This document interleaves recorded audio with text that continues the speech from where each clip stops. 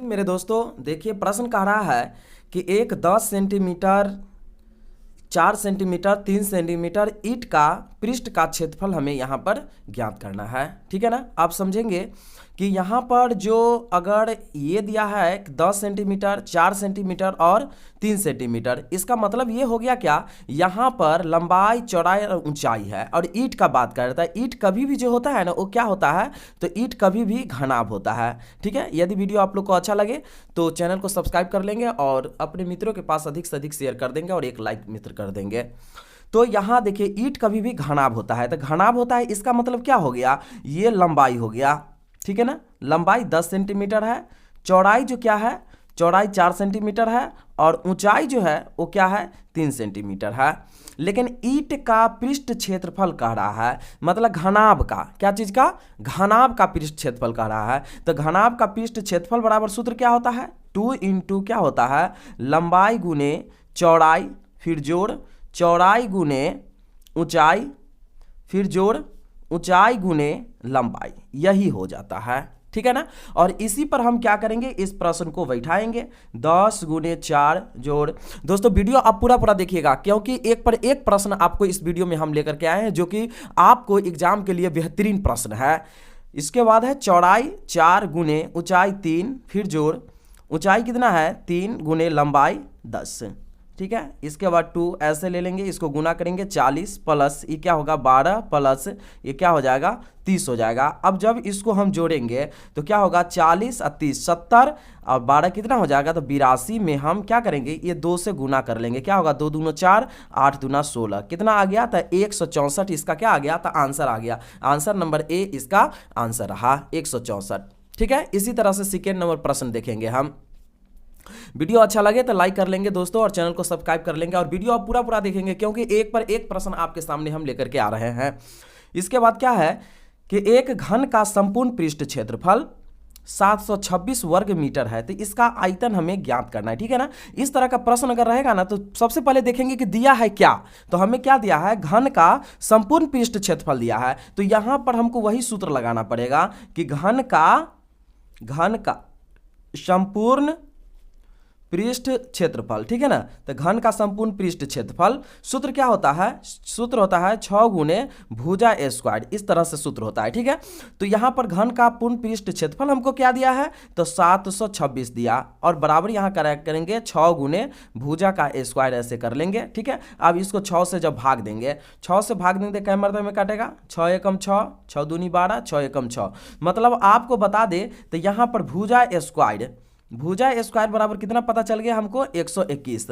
तो जब भुजा बराबर अगर हमको निकालना रहेगा तो क्या करना पड़ेगा, यहाँ पर रूट चढ़ाएंगे और 121 लिखेंगे। 121 का वर्गमूल क्या होगा, तो 11 हो जाएगा। अब इसके बाद क्या कहा, आयतन निकालने के लिए, तो आपको पता है कि घन का आयतन बराबर क्या होता है, सूत्र होता है भुजा का क्यू होता है। ठीक है ना। तो 11 को 3 बार गुना करेंगे तो कितना आ जाएगा 13 31 आ जाएगा। तो इस तरह से इसका आंसर क्या हो जाएगा, आंसर नंबर इसका बी हो जाएगा। ठीक है। अगला नंबर प्रश्न देखेंगे। अब इसमें ऊंचाई दूरी भी है। ठीक है। तो ऊंचाई दूरी में अब क्या है, देखिए सूर्य का उन्नयन कोण ज्ञात कीजिए जबकि एक छड़ी की छाया उसकी लंबाई के √3 गुनी है। ठीक है ना। एक सूर्य का उन्नयन कोण ज्ञात करना है, तो आप समझ जाएंगे इसमें यहाँ पर क्या है कि इस तरह से एक फिगर को हम लोग ड्रॉ कर लेंगे। ठीक है। यहाँ लिख देते हैं ए बी और सी। क्या कह रहा है कि जबकि एक छड़ी की छाया, आप ये बताइए कि यहाँ पर कोई छड़ी है खड़ा, इसका छाया कहाँ जाएगा, इसका छाया नीचे की ओर जाएगा। छाया कहाँ जाएगा, छाया नीचे की ओर आएगा। तो यहाँ समझ लीजिए ये छाया है। ठीक है। बोल रहा है एक छड़ी की छाया उसकी लंबाई की √3 गुनी है। ठीक है ना। ये लंबाई अगर x है तो एक छाया कितना है, इसका छाया जो है √3 x है दिया हुआ। ठीक है ना। और इसके बाद कह रहा है इसका उन्नयन कोण ज्ञात करने के लिए, यही कोण जो इसको कहा जाता है क्या, उन्नयन कोण इसको कहा जाता है। तो ये उन्नयन कोण होगा कितना होगा, यही हमें क्या करना है तो ज्ञात करना है। तो यहाँ पर हम देख लेंगे, इसको लंब कहा जाता है और इसको आधार कहा जाता है। लंब आधार दोस्त tan के फॉर्मूला में आता है, तो यहाँ पर हम लगा लेंगे tan थीटा बराबर लंब बटे आधार। तो x और बटे में क्या लिखना पड़ेगा, √3x लिखेंगे। और ये x से x कट गया एक मरतब में, तो क्या हो गया tan बराबर 1/√3 हो गया। तो यहाँ हम देख लेंगे tan बराबर 1/√3 कितने डिग्री का वैल्यू होता है, तो tan 30 डिग्री का वैल्यू होता है। tan से tan कट गया तो थीटा बराबर क्या आ गया, यहाँ पर 30 डिग्री आ गया। तो आंसर नंबर इसका क्या हो गया, आंसर नंबर इसका सी हो गया। अब हम यहाँ पर फिर देखेंगे, इस प्रश्न को देखेंगे। ये प्रश्न हमें फिर क्या कहता है, ये प्रश्न हमें कह रहा है यहाँ पर कि दिए गए चित्र में z का मान डिग्री में क्या होगा। ठीक है ना, आपको बता दें कि ये पूरे कितने डिग्री का होता है, तो ये पूरे वृत्त, जो एक वृत्त इसको कहा जाता है, सर्कल जो हो गया वो पूरा कितना डिग्री का हो गया था, 360 डिग्री का हो गया। और आधा कितना डिग्री का हो जाएगा, आधा आधा, तो ये भी 180 डिग्री हो जाएगा और ये भी 180 डिग्री हो जाएगा। ठीक है ना, जब ए भी 180 डिग्री हो जाएगा, ए भी 180 डिग्री। अब बताइए कि इस पर जितना भी रेखा खींचा रहे वो सारा के सारा टोटल ऊपर वाला कितना रहेगा, 180 डिग्री ही रहता है। ठीक है, तो क्या करना पड़ेगा, यह सबको जोड़िए तो क्या होगा 4z + 3z + 2z बराबर कितना लिखना पड़ेगा 180। अब इसको जोड़िए, 4 3 7 और 2 9z बराबर क्या हो गया 180। तो z बराबर क्या लिखेंगे, यहाँ पर z बराबर 180 और बटा 9 से भाग देंगे, क्या मरतबे में कट जाएगा 20 मरतबे में। तो इसका आंसर क्या हो जाएगा, इसका आंसर नंबर 20 हो जाएगा। अब हम प्रश्न देखेंगे क्या, अब हम प्रश्न देखेंगे 5वां नंबर प्रश्न को देखेंगे। 4 नंबर प्रश्न तो हम लोग बना लिए। अब हम 5वां नंबर प्रश्न हमें क्या कह रहा है यहाँ पर, तो देखिए 5वां नंबर प्रश्न कह रहा है कि उस कोण की माप क्या है जो अपने पूरा कोण का 4 गुना है। ठीक है ना, अब ये बताइए कि पूरा कोण होता है कितना डिग्री का, तो पूरा कोण 90 डिग्री का। आप यहाँ समझिए, ये इस तरह से एक ऐसे है, समकोण है ABC, ठीक है ना, ये 90 डिग्री का होता है। ठीक है ना, पूरा कोण जो 90 डिग्री का होता है, तो ऐसे कैसे होगा 90 डिग्री, तो देखिए यहाँ पर तो ये कोण के मान हमें पता नहीं है, ये कोण का मान नहीं पता है, इसका मतलब ये x डिग्री हो जाता है और ये क्या हो जाता है 90 - x डिग्री हो जाता है। ठीक है, और बोल रहा है इसी का अपने पूरा कोण का क्या गुना है, तो 4 गुना है। तो आप इसको लिखिए। अब क्या करेंगे, यहाँ पर लिखना पड़ेगा x बराबर 90 - 4 और इसी का क्या कर देना है, इसमें 4 गुना कर देना है। ठीक है, अब यहाँ पर क्या करेंगे हम, x बराबर 4 से इसमें गुना करेंगे, कितना होगा 360 और माइनस 4 में x से तो 4x हो जाएगा। और x, और देखिए ये माइनस में इधर आएगा तो क्या होगा, ये प्लस में हो जाएगा, 4x बराबर क्या होगा 360। तो अब यहाँ पर क्या करेंगे, इसको जोड़ेंगे तो 5x बराबर क्या हो गया 360। और जब इसको काटेंगे तो इसे 5 से काटेंगे तो 5 से 35, 5 दूना 10, x बराबर कितना मरतबे में कट जाएगा, तो ये 72 मरतबे में कट जाएगा। तो इस तरह से इसका आंसर नंबर क्या हो जाएगा, आंसर इसका ए नंबर हो जाएगा।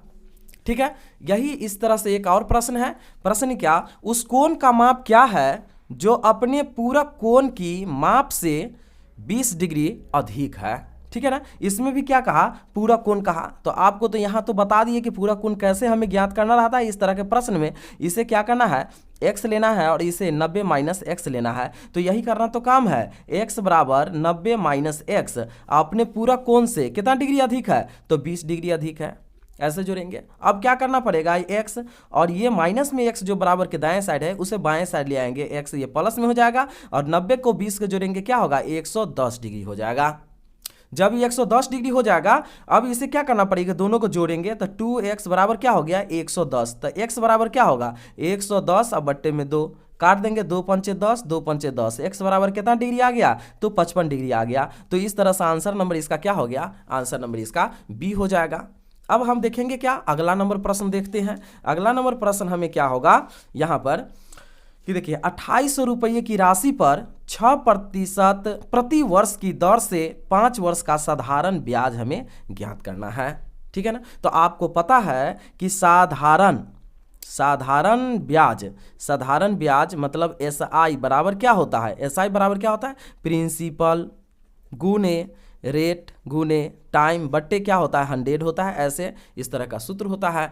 तो प्रिंसिपल कितना हो गया, मतलब मूलधन कितना हो गया, तो मूलधन हो गया हमको 2800 गुने दर कै % के हिसाब से 6% के हिसाब से, कितने वर्ष के लिए, तो 5 वर्षों के लिए, और बट्टा में सूत्र में क्या होता है 100 होता है। अब ये कट गया और इस तरह से 28 गुने 6 पंच क्या हो गया 30। अब इसी को गुना करेंगे, जब इसे गुना करेंगे तो क्या हो जाएगा, यहाँ ये 0 का 0 उतार देंगे, 3 8 24 का 4 हो गया, हासिल कितना हो गया 3 8 24 का 4 हासिल 2, 3 दूनी 6 और 2 क्या हो गया 8 हो गया। इस तरह से आंसर क्या होगा इसका, डी नंबर इसका आंसर हो जाएगा 840।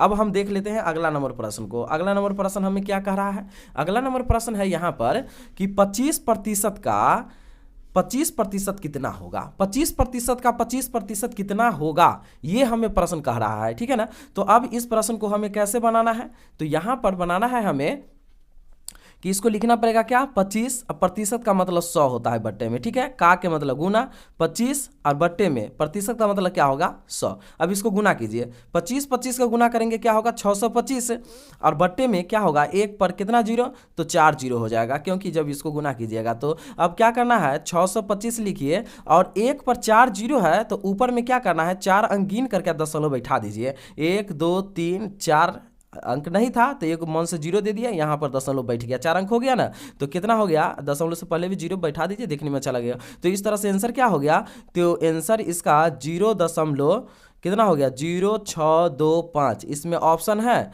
ऑप्शन नंबर इसका 0.0625, इसका ऑप्शन नंबर क्या हो गया, ऑप्शन नंबर इसका बी आंसर रहा, ठीक है। इस तरह से अब हम देखते हैं क्या, यहाँ पर देखेंगे हम अगला प्रश्न को कि 300 का 25% का 20% क्या है, ठीक है ना। तो यहाँ पर लिखना पड़ेगा क्या 300 का मतलब गुना 25, अब बट्टे में क्या लिखेंगे यहाँ पर 100 गुने 20, और बट्टे में क्या लिखना पड़ेगा 100 लिखना पड़ेगा। तो देखिए 2 0 से 2 0 तो यहाँ खत्म हो गया, ठीक है, 1 0 से 1 0 खत्म हो गया, और 2 से ये 5 मरतबे, अब 5 से ये कट गया 25 25, तो आया क्या 3 गुने 5, तो यहाँ पर क्या लिखेंगे 3 5 क्या हो गया 15, तो आंसर नंबर क्या हो गया, आंसर नंबर डी इसका 15 रहा। तो दोस्तों आप लोग को वीडियो थोड़ा भी अगर समझ में आया, आपके एग्जाम के लिए थोड़ा भी अगर हेल्पफुल है, तो आप चैनल को सब्सक्राइब कर लेंगे और अधिक से अधिक अपने मित्रों के पास क्या करेंगे, तो इसे जरूर शेयर कर देंगे एक बार।